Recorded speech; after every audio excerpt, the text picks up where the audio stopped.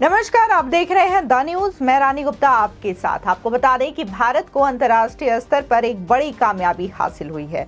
दरअसल भारत ने संयुक्त राष्ट्र की सर्वोच्च सांख्यिकी संस्था यानी कि यूएन स्टैटिस्टिकल कमीशन का चुनाव जीत लिया है। बता दें कि भारत को अगले 4 साल के संयुक्त राष्ट्र के सर्वोच्च सांख्यिकी निकाय के लिए चुना गया है।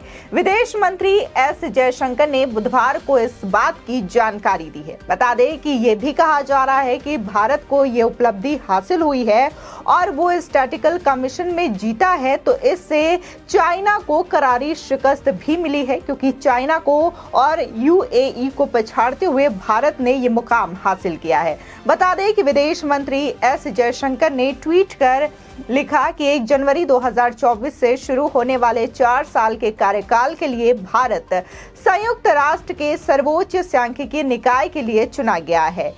संयुक्त राष्ट्र में भारत के स्थायी मिशन की टीम को एक प्रतिस्पर्धी चुनाव में इतनी मजबूती से आने के लिए बधाई। सांख्यिकी विविधता और जनसांख्यिकी के क्षेत्र में भारत की विशेषज्ञता ने इसे संयुक्त राष्ट्र सांख्यिकी आयोग में स्थान दिलाया है। आपको बता दें कि इस चुनाव में भारत के अलावा चाइना, संयुक्त अरब अमीरत और साउथ कोरिया ने भी हिस्सा लिया था। इस खास मौके पर विदेश मंत्री ने बुधवार को ट्वीट कर देशवासियों को बधाई भी दी। इसी के साथ ही तमाम लोगों ने एस जयशंकर को इस बात के लिए धन्यवाद कहा और उनकी सराहना भी की। साथ ही जिस तरीके से मोदी सरकार में उनके द्वारा विदेश मंत्रालय संभाला जा रहा है, इस बात की भी लोगों ने काफी ज्यादा तारीफ की। बता दें, जिस तरीके से उन्होंने ट्वीट कर लिखा कि 1 जनवरी 2024 से शुरू होने वाले 4 साल के कार्यकाल के लिए भारत सर्वोच्च संयुक्त राष्ट्र यूएन सांख्यिकी निकाय के लिए चुना गया है। इस बात पर बधाई भी दी। इसी के साथ ही आपको बता दें कि न्यूज एजेंसी के ANI के मुताबिक ये बहुकोणीय मुकाबला था, जिसमें कि 2 सीटों के लिए 4 उम्मीदवार थे। संयुक्त राष्ट्र सांख्यिकी आयोग के चुनाव में भारत को 53 में से कुल 46 वोट मिले हैं। इसी के साथ ही भारत ने अपने प्रतिद्वंदियों ROK यानी कि साउथ कोरिया को केवल 23 वोट मिले, जबकि चाइना को 19 वोट और संयुक्त अरब अमीरात को 15 वोटों से मात दिया गया है। बता दें कि भारत का चुनाव गुप्त मतदान से हुआ है और इस चुनाव में भारत ने बहुमत हासिल कर अपनी जीत दर्ज कराई है। भारत के अलावा America, Ukraine, United Republican of Tanzania, Argentina, Slovenia और सिएरा लियोन को निर्विरोध चुना गया है। अब इन तमाम चीजों के बाद इस बात का सवाल उठता है कि आखिर यूएन स्टैटिस्टिकल कमीशन होता क्या है। आपको बता दें कि इस निकाय में संयुक्त राष्ट्र के 24 सदस्य देश शामिल होते हैं, जिन्हें एक समान भौगोलिक वितरण के आधार पर यूएन इकोनॉमिक और सोशल काउंसिलिंग की ओर से चुना जाता है। और इसके सदस्यों में 5 अफ्रीकी देश, एशिया प्रशांत क्षेत्र से 4, पूर्वी यूरोप से 4, लैटिन अमेरिका और कैरिबिया क्षेत्र से 4 और पश्चिम यूरोप से 7 देश शामिल होते हैं। और ये अंतर्राष्ट्रीय सांख्यिकी गतिविधियों के लिए शीर्ष निर्णय लेने वाला निकाय होता है, जो कि राष्ट्रीय और अंतर्राष्ट्रीय स्तर पर कार्यान्वयन समेत सांख्यिकी मानकों की स्थापना और अवधारणाओं और तरीकों के विकास के लिए जिम्मेदार भी होता है। आपको बता दें, ये भारत के लिए बड़ी कामयाबी इसलिए मानी जा रही है क्योंकि इसमें टोटल जो वोटों की संख्या थी वो 53 वोट थे, लेकिन इसमें सबसे ज्यादा जो वोट मिले हैं वो भारत को मिले हैं, क्योंकि भारत को इस स्टैटिस्टिकल कमीशन में टोटल 46 वोट मिले हैं, यानी कि 53 में 46 वोट भारत के नाम रहा।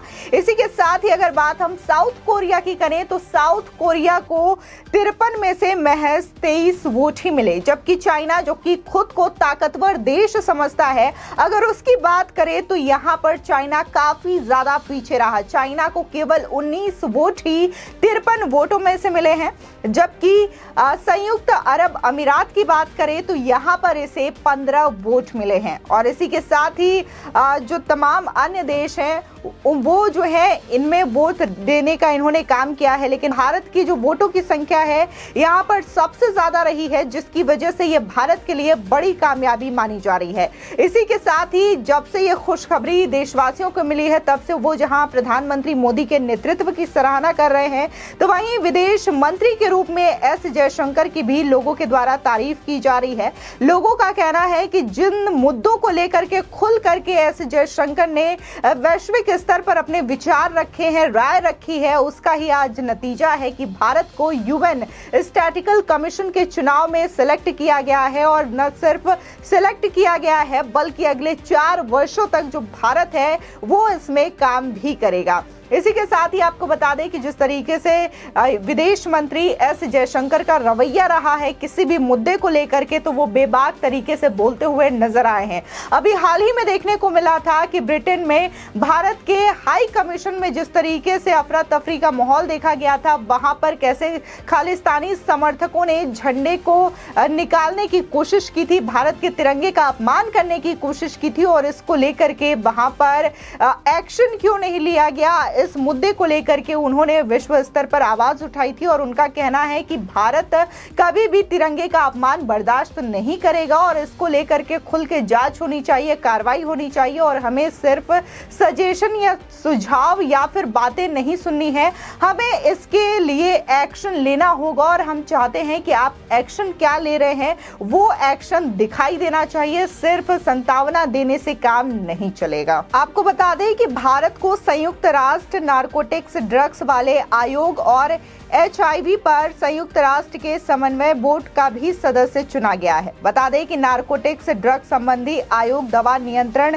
संधियों की निगरानी करता है, और इसी के साथ ही HIV का समन्वयन बोर्ड दुनिया भर में इस खतरनाक बीमारी पर निगरानी और इससे निपटने में भी लोगों की मदद करता है। आपको बता दें जिस तरीके से ये भारत के लिए किसी बड़ी उपलब्धि से कम नहीं मानी जा रही है, तो इस चीज को लेकर के लोग सराहना कर रहे हैं। तो वहीं भारत में भले ही विपक्षी दल प्रधानमंत्री नरेंद्र मोदी की सरकार कूटनीति की आलोचना करते हों, लेकिन मोदी सरकार ने हर बार वैश्विक पटल पर अपनी अनोखी छाप छोड़ रखी है।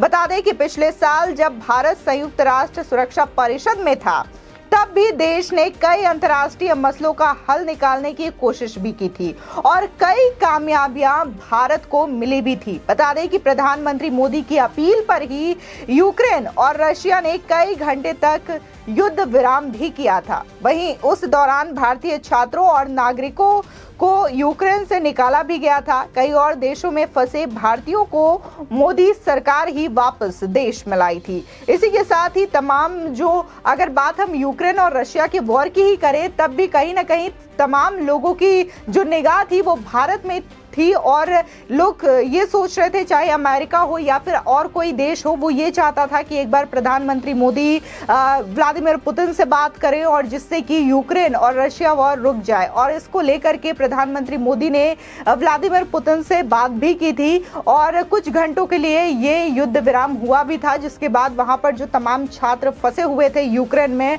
उनको निकाला भी गया था। और इस बीच एक बड़ा एग्जाम्पल ये भी देखने को मिला था कि कैसे भारत के तिरंगे का सहारा लेकर के पाकिस्तानी मुल्क यानी कि पाकिस्तान के भी कुछ नागरिक जो थे, कुछ स्टूडेंट, वो भी वहां से बच करके बाहर निकल आए थे, जिसके बाद वो भारत के तिरंगे को गर्व के साथ महसूस करते हुए नजर आए थे। और उनका कहना था कि भारत के तिरंगे की वजह से आज हम बचे हैं, भारत की क्या पहचान है, क्या मुकाम है, आज हमें देखने को मिला, आज हमें समझने को मिला। तो बहुत सारे एग्जाम्पल है विश्व स्तर पर जो ये दर्शाता है कि अब भारत कहीं ना कहीं विश्व गुरु बनने की कगार पर नजर आ रहा है और तमाम जो चीजें हैं वो भी भारत की दिखाई दे रही है मोदी सरकार की नेतृत्व की वजह से। फिलहाल इस खबर को लेकर के आपकी क्या राय है हमारे कमेंट सेक्शन में जरूर बताएं। आगे की और भी अपडेट के लिए चैनल को सब्सक्राइब करना ना भूलें।